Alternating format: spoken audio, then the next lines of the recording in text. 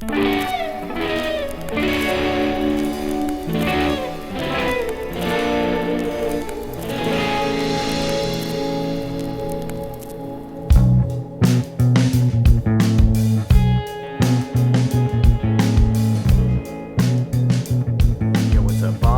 Welcome to Vinyl Finds 10. That's right, folks. 10. Well, number 10. It was a slow week for vinyl for me. I did lots of looking. I found a lot of really good records. I didn't really buy them because I wasn't ready to spend that kind of money. After all, Christmas is in 2 days.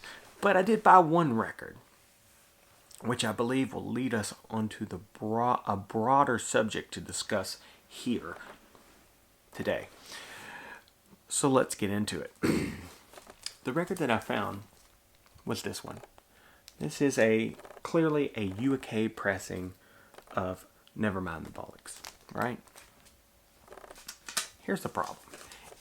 It had this post-it note on it, and if you can see that, it says, first pressing, missing submission on back cover, $30.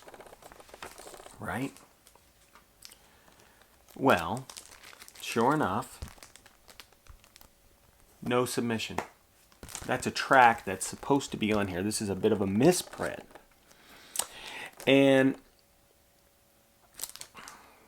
you know, if you were just looking at this, you would say, okay, it's missing that, because that's how it is on the U.S. pressing. If it's missing the submission or has the sticker, which we'll show that now. Well, first of all, let's show this one. This one has a submission on it. See how that's right there? And over here, it's not. See, the color variant is different because UK, US, right? But the first pressing of the US, they put a sticker on it. See right here? How it's in white and black. It says, also contains submission. And it has the catalog number here. Right here it has nothing. You have the UK and the US, right? All this said,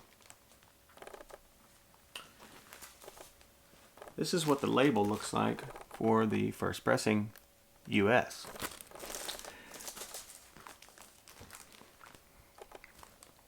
On the real UK first press, there are no tracks on the back. The back is blank.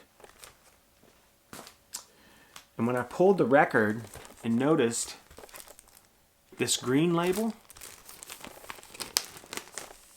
and this red label, I realized that this is a pressing from '85. Nevermind the Bollocks came out in '77.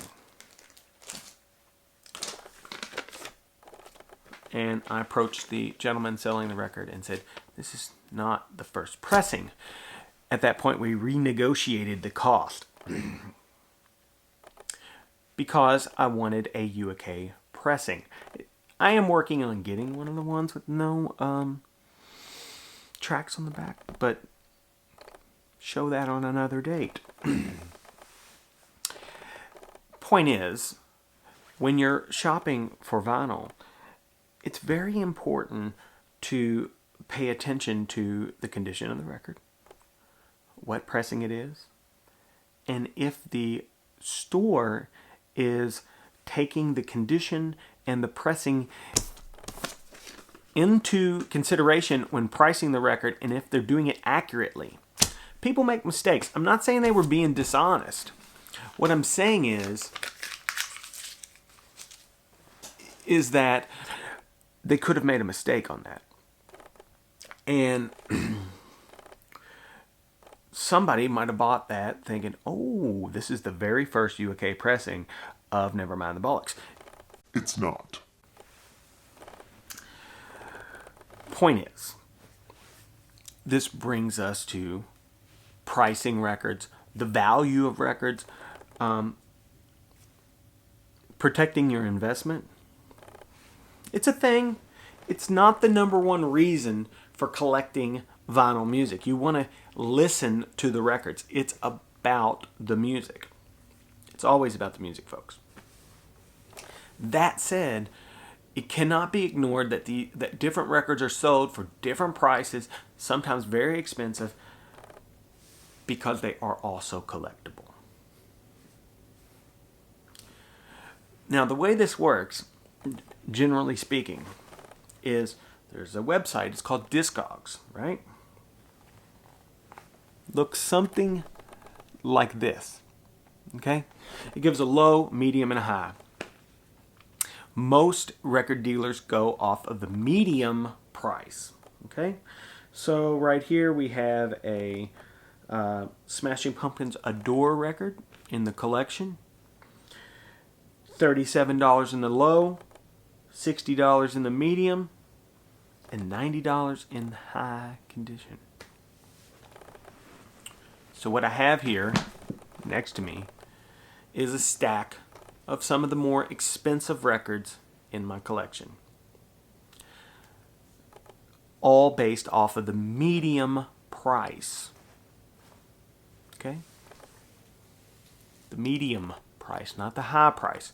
See, I'm going to try to be quick with this. Sometimes you might have a record that they say it's worth like $100, but the medium is like 19, which means it's really not worth $100. It's worth 19. So always go by the medium. If it's worth $100 in the medium, chances are it's probably worth pretty close to $100. So let's get started. Last week I showed you this. It's Paranoid on Vertigo. Boom. That's a real nice record. And pretty valuable. If you find one on Vertigo, that's a pretty good blue chip piece to have in your collection. We all know this record. You know, it's got Paranoid on it. War Pigs, blah, blah, blah. You know, it's dope-ass record. Mm-hmm. Black Crowes. First record. On American Def Jam. Oh, yeah. Oh, yeah. And guess what? Hard to Handle. She Talks to Angels. It's on this record. This is a super clean record. And not real expensive. You could probably find this somewhere between $30 to $60 maybe. Probably not on the internet. You'd be much better to find this in the wild, if you know what I mean. If you buy that on the internet, you're going to pay full on retail for it. Next, original pressing of Metallica's Injustice for All. This is a double album. It's got one, Blackened, Harvester of Sorrow, Shorter Straw, Dyer's Eve. Ooh, To Live is to Die. This is a brutal album. Absolutely hardly any audible bass. But guess what? Captain Crunch, James Hetfield, is on this thing. Basically being the most accomplished metal rhythm guitarist of all time. Shredding. That said, my favorite Metallica song is on this record. Master of Puppets. You're talking about Damage Incorporated, which is at a breakneck speed and really killer. This is on Elektra. Fairly expensive record. Minty fresh. Pretty cool artwork. I don't listen to a lot of Metallica much anymore, but I do have these records. I was into them when I was younger, and it's good stuff. Good quality stuff to have. I keep these records around because they are valuable and they do hold a special place in my heart because I was, when I was young, I loved these records. Master of Puppets, Welcome Home, Orion, Damage Incorporated. Holy smokes, what's going on here? That is a brutal record. Showed this record last week. Miles Davis, Kinda Blue. This has got Cannonball Adderley on it. Coltrane, Bill Evans. James Cobb. There's some real smoking killers on this record. This is a 6i Columbia, by the way. Yeah, you know it. It's it's a very clean copy. I'm sure you'll agree. It's very clean. Also showed this one last week. Sorry for re-showing the same records, but we are going through some of the more expensive records in the collection today. Coltrane, Love Supreme on Impulse.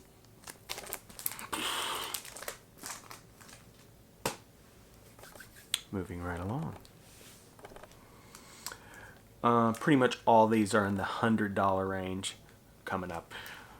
Original Slayer, Rain and Blood.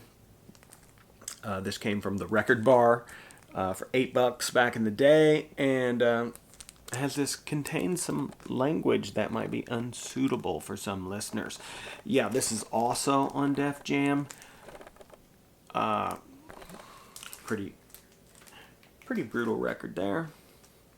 Going back to some more Metallica, Kill 'Em All on Megaforce. It's the original pressing on Megaforce, and yeah, really clean. It's an expensive record, guys. Kill 'Em All, Metallica. A lot of metal in the expensive records here. More not metal, but it's more of a punk rock vein. This is Misfits, Earth AD. This is one of the original pressing. It's on kind of a translucent black vinyl. If you hold it up to the light, you can see that. Originally sold for around $5. It's on Plan 9. And you know, these Misfits records, original stuff, pretty expensive. You know. We're going to get into the holy grail of dad rock here.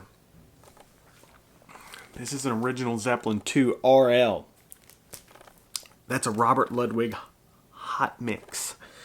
If you don't know, Robert Ludwig did the original mastering on Zeppelin 2, and it had a strong low end, and it was causing some cheap turntables to skip around a bit. So they remastered it with a much weaker low end, making the Robert Ludwig hot mix very collectible.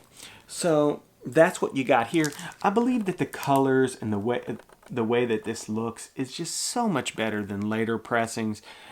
Beautiful record. Possibly Zeppelin's best, by the way. Whole Lot of Love, Live and Love and Made, Ramble On, Moby Dick.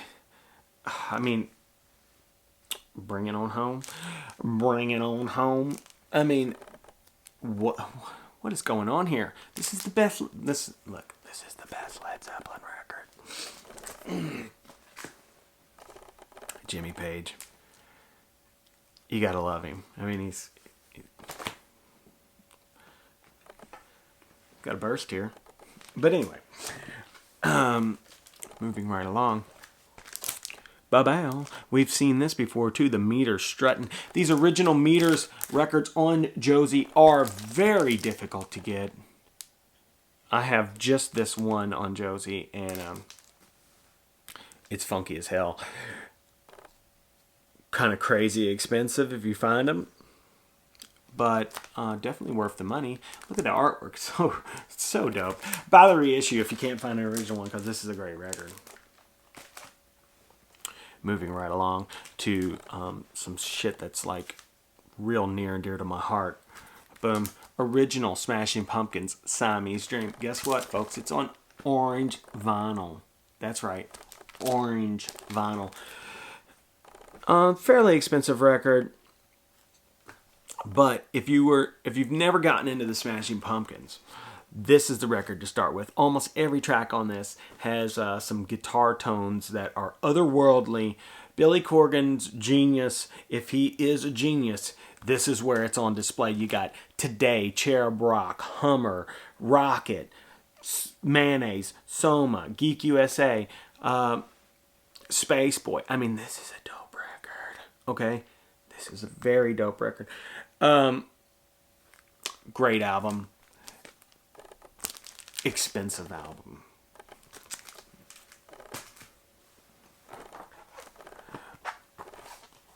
Boom, Nurse with Wound. This is not really a box set.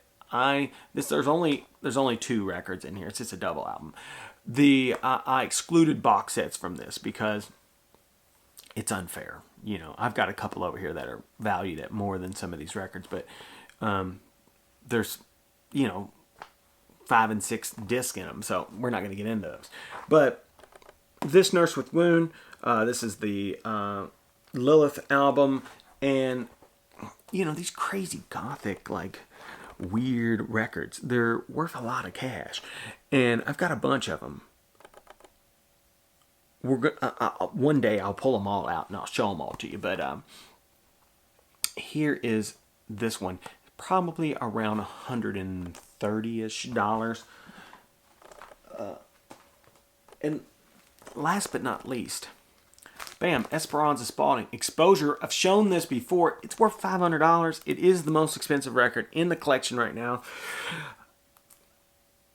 I bought it for $70, which is how much she sold it for when it came out. It was a record that they did on the internet, and they made it while you could watch on like Facebook. And I'm a big fan of hers, so I bought the record. It's crazy limited. They only pressed a very limited amount. It's signed. It has a piece of the lyric sheet glued to the front of it. This is actually the back of the record. If you see this somewhere sitting in the store, you should get it because it's worth a pad load. The point of all of this is that records are collectible, and it cannot be denied that a large portion of what happens in the vinyl space is this buying, selling, trading, collecting. And when you're out in record stores, flea markets, yard sales, remember, not everybody knows what they have. 1985 pressing of Nevermind the Bollocks. Still cool. Always wanted a UK press. That said, like, subscribe, tell a friend, leave a comment down below. I got some really cool stuff coming up next week. So you definitely want to see next week's. So I do have some leads on some awesome stuff, and I do plan to get it. Until then, Bob out.